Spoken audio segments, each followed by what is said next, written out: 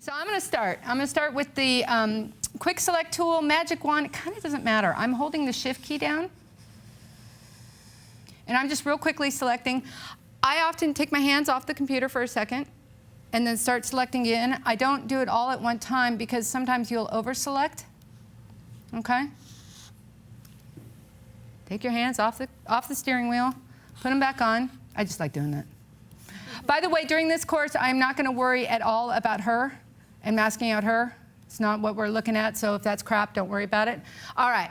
Now, the other thing that I'd really like to impart on y'all is knowing where you're at all times. What do I mean by that? I mean, I've just made a selection.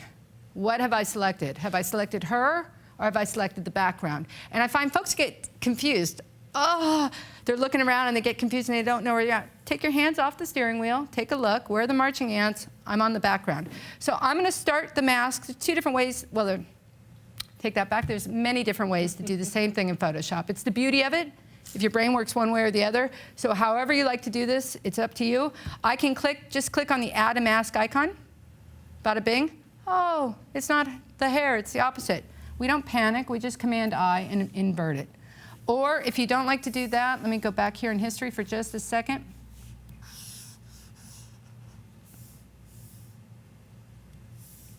While I have the marching ants active, I can take my fingers, hold down the Option key, holding down the Option key here, and click on the Create a Mask. It doesn't matter.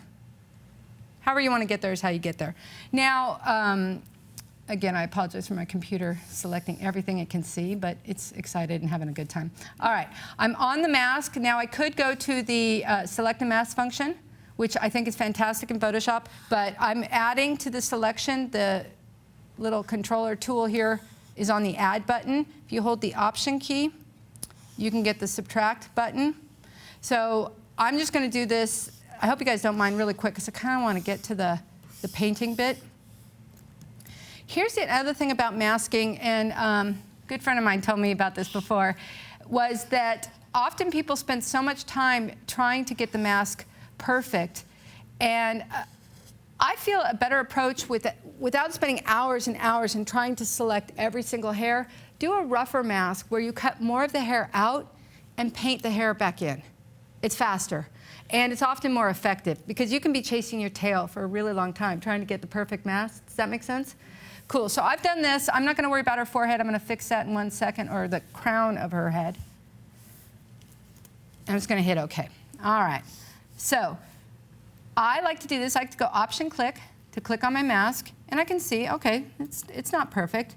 I'm going to select the default colors. If you hit the letter D, you can see that you get the default colors, black or white, and I can go in and paint. I want to make sure my tools are set at whatever I like them at. Now, I got to tell you, as a general rule, in Photoshop, I prefer to have my tools set at 100% opacity and pull back on the layer opacity while I'm working.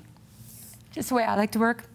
Again, it's not good, it's not bad, it's just the start point. The other thing you can consider when you want to refine an edge is select the airbrush and make sure white is your foreground color, and you can paint like this. With hair, I'm just painting on the mask, nice and easy. With a soft halo, you definitely do not want a hard brush here. Hair like this, I believe you want a softy, not exacting, hard cut edge. I think you want it to be loose, because especially if you're masking the ambient light coming in from the background, that's what you want, the translucency. And that's what makes your composite look a little more realistic. We're not going to worry about this in a moment. All right, hopefully no questions about that. I'm going to just pull my layers out for a second, and I'm going to throw that mask away. And I'm going to do one that I spent a little more time on just for this demo, because, well, it'll just look better. All right? OK, I'm going to move it over. So that's a basic mask. Now we're going to go ahead and start with the haloing and painting. OK, basic mask. Again, if you could take anything away from this, it would be you can go ahead and use the quick mask, the quick select tool, magic wand, and then do a select and refine around it, and channel pulling. In fact, you know what? Why don't we take a second and discuss channel pulling while we're in this window? All right, channel pulling. I'm going to throw away a bunch of these channels just so this can be viewed. Channel pulling is one of my favorite techniques. It's kind of an old school technique to use, and you use Photoshop's channels to help you make a selection. In Photoshop, on the channel, what's white is available, what's black is not. Okay? White's available, black is not. Very important to know where you are at all times. I've already started this mask, right? You can see the background. For this demo, and generally while I am working, I will retouch, mask, paint with a gray background, not the scene. Let me repeat that. I retouch with a plain background, not the scene it's going in. There's a few reasons why I do that. First of all, I work in an industry where everybody changes their mind at every time. I mean, everything changes. And I find the scene distracting. So I prefer to work on a flat color. Oftentimes I'll work on a flat color that is the opposite of the color that the person was shot on. So if she was shot on a red background, I'd make it a green background. If she was shot on a blue background, I'd make it yellow so you could see your edges a little better. Or neutral gray. It also keeps me calm and keeps me focused on what I'm doing. If you look at this and you're in here and you're trying to figure out your hair, well, where's Big Ben and where's her hair? Do you understand what I'm saying? Where's that? Is that a cloud or is that her hair? Is that my crappy masking or is that her hair? Or is that Big Ben or is that a cloud? And so if you can keep your environment simple, then I think it's just easier. All right, channel pulling. The idea is we're going to have Photoshop do the work. So here, pay attention here, gang. I'm going to turn that mask off. I'm just going to hold the Shift key and click. The idea here is I don't want to see the mask. I want to pull a channel on her hair. Channel pulling. You grab a channel that gives you the most contrast. Key point here is you're worried about the hair and the background. You're not worried about the middle of the hair. I don't care about in here. I'm really worried about the edging. So let's pull the red channel. Grab it by its name and pull it down to the Add a New Channel icon. Okay, that's called pulling a channel. And my name is Lisa. Lisa says levels, Command L, do Command L. Lisa says do levels. And what I want to do is increase the contrast. So I can see if I can separate her from the background. I'm going to leave the whites where they are, and I'm going to just start pulling the midtones up a little, and then pull the shadows. Now, what you'll find is you might get started, and you might get something close. I'm not going to get the bottom area with this, but I'll get some top area. Okay? And do you remember I said about retouching on channels? Retouching on the mask? A channel is a mask. A mask can be a channel. They're all, it lives all in this house here. When you're on this mask here for the gal, it shows up here in the channels. All masks live in the channels. So we're going to retouch on this red copy for a second. And what I'm going to do is I'm going to grab the burn tool. Burn. And I'm going to dodge and burn. I'm just painting. Can also dodge and burn by using the paintbrush on overlay mode.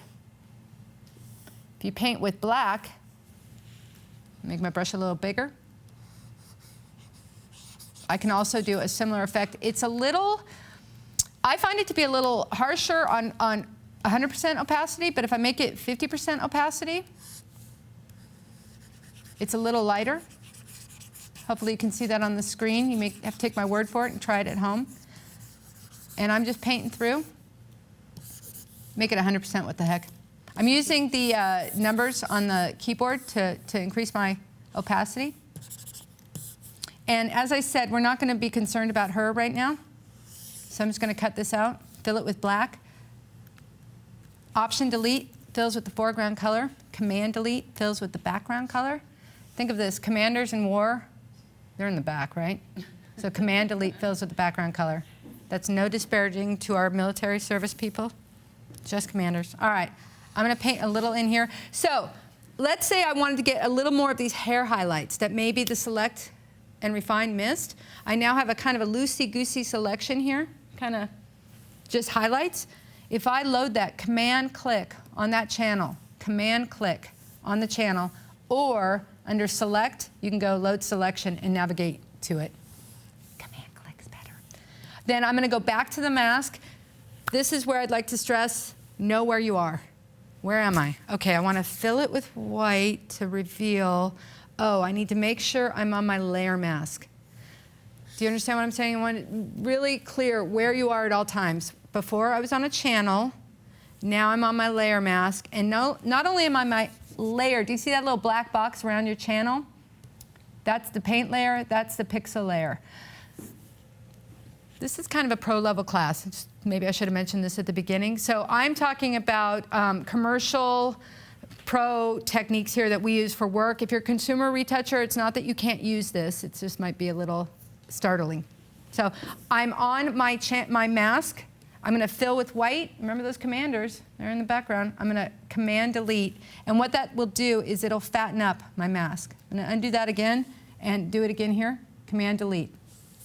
And if you get a little extra, ain't no big deal. You just paint it out.